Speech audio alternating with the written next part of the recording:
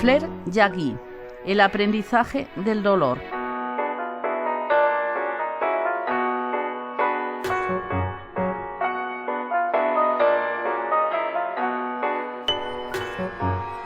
Joseph Brodsky, el gran poeta ruso emigrado a los Estados Unidos, dijo en una ocasión sobre la escritora ítalo-suiza Flair Yagüí: duración de la lectura, aproximadamente 1 hora. Duración del recuerdo y de la autora, el resto de la vida. Brodsky se refería a ese libro maravilloso y de culto en muchos países, que es Los hermosos años del castigo, editado por Tusquets. Y hay que decir que no le faltaba razón. Yagüí es un planeta autónomo, no se parece a ningún otro escritor o escritora de nuestros días. Profundamente turbadora, obstinada en sus temas, con personajes que alternan un cruel nihilismo y un falso candor infantil, un instinto de huida de la vida normal y de las reglas asfixiantes de lo cotidiano, Flair Yagüí es, junto a la brasileña Clarice Lispector y la que fue su gran amiga en vida, la austríaca Ingeborg Bachmann, de las autoras posiblemente con una obra más potente y original de la segunda mitad del pasado siglo. Nacida en Zúrich en 1940 y educada desde la infancia en 3 lenguas, alemán, italiano y francés, Yagüí se instaló en Milán en 1968, casándose con el editor recientemente fallecido Roberto Calasso, tras haber vivido en París y Roma.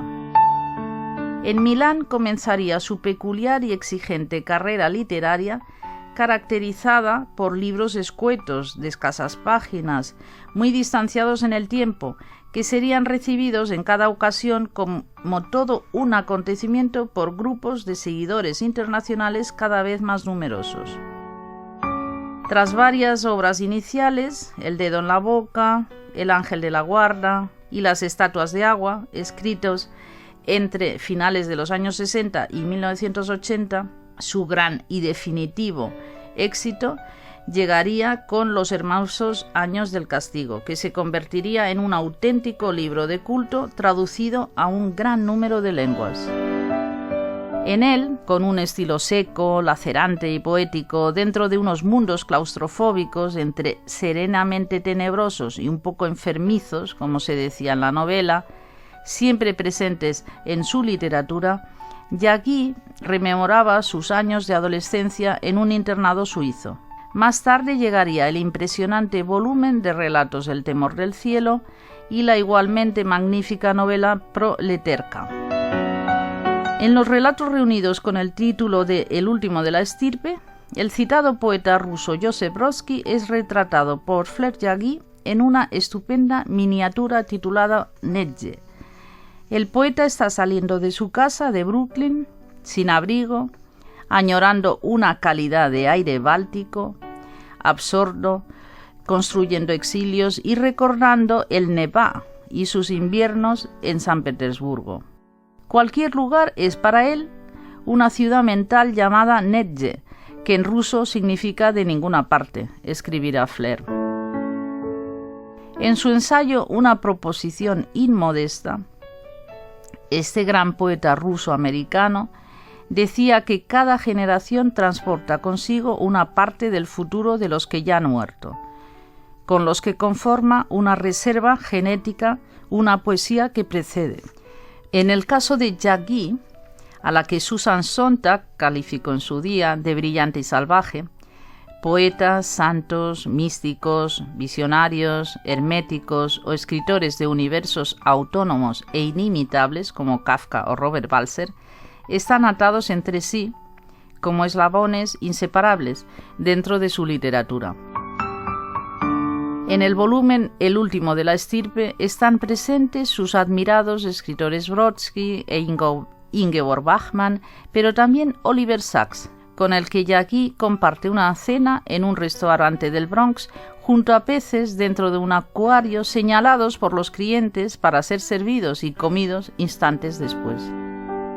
Del mismo modo, como apenas un susurro, pasan por sus páginas el dominico maestro Eckhart, la mística franciscana del siglo XIII Angela Foligno o la monja poeta Sor Juana Inés de la Cruz.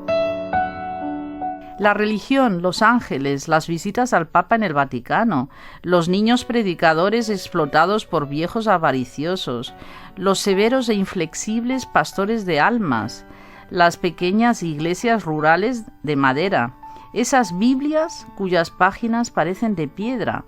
En los relatos de Yagui nunca son refugios seguros y tranquilizadores. Su paz es sin cesar ambigua. Los temores ante un inesperado don del Señor penden siempre de oscuras maldiciones medievales. En sus breves relatos, en ocasiones de apenas 2 páginas, el lector regresa al conocido y singular mundo gélido, de terrores contenidos e impronunciables, de leves malestares en el aire, de quietudes impuestas por la violencia, como dice esta autora. Asesinos casuales cuyos trabajos, matanzas e inhumaciones no son premeditados, sino puro instinto.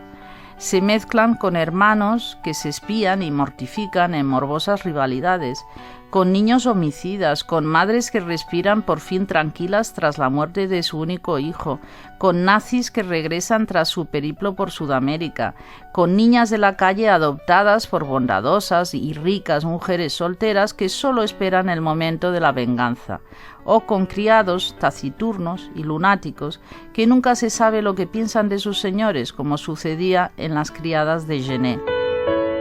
Un instinto de locura y muerte, de maldad tenebrosa e inexplicable, de desesperación e insensibilidad hacia el dolor de los otros, de infelicidad y anhelo por desaparecer y convertirse tan solo un magnífico cero a la izquierda, como decía Balser, sin la obligación de triunfar y hacer cosas importantes en la vida, impregna todo insistentemente, como sucede con muchos libros de Yagui.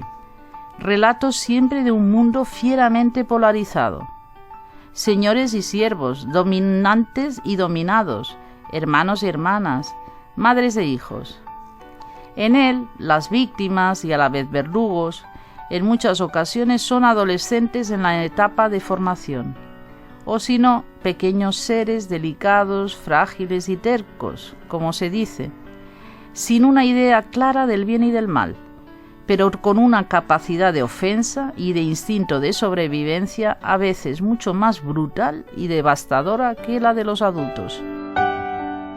Todo en las novelas y cuentos de esta escritora deja siempre tras de sí la sensación de haber penetrado en una atmósfera densa y gélida, casi fantasmal, que habita en un espacio ambiguo e intermedio entre vida y muerte, entre las difusas fronteras del mal y del bien, entre lo existente y la reproducción posible de lo que pudo ser. La vida y el vacío surgido directamente de su ausencia, de la no existencia, tras haber dejado de emitir calor y luminosidad. Esa especie de resurrección breve y momentánea de los espectros, de lo que no es visible pero que posee luz, o si se prefiere, de gente que en algún momento desearon ardientemente morir, y de gente, de muertos, que tardan en salir al encuentro de uno. Fantasmas familiares que durante mucho tiempo corrieron a nuestro lado, hasta darnos un día por fin alcance. Así lo expresará la protagonista de la estremecedora y breve novela Proleterka, en algún momento de su progresiva y lenta iniciación al dolor y a la vida dispuesta para la muerte. Tuve un hermano que murió a los 5 años, dirá. Me pregunto si es él quien ha perturbado algunas veces mi existencia, si es él el ser que tal vez quería vivir en mi lugar. Una iniciación a la crueldad y a la soledad más radical que en el caso de esta protagonista, la hija de alguien llamado Johannes en la novela, empezó ya en la infancia, aunque el aprendizaje culminara durante un crucero emprendido un día con su casi desconocido padre.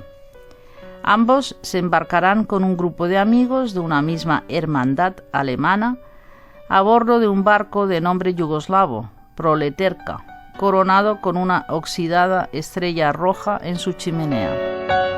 Dos extraños, padre e hija adolescente, que fueron abandonados por la madre de esta última cuando solo era una niña. Durante 2 semanas se embarcarán y vivirán en una especie de buque fantasma, un barco que se parece a un barco a la deriva, sin tripulación, sin destino. Un barco que, suspendido en una especie de espacio y tiempo sin definición, navega, como se nos dice, en el vacío y en las tinieblas.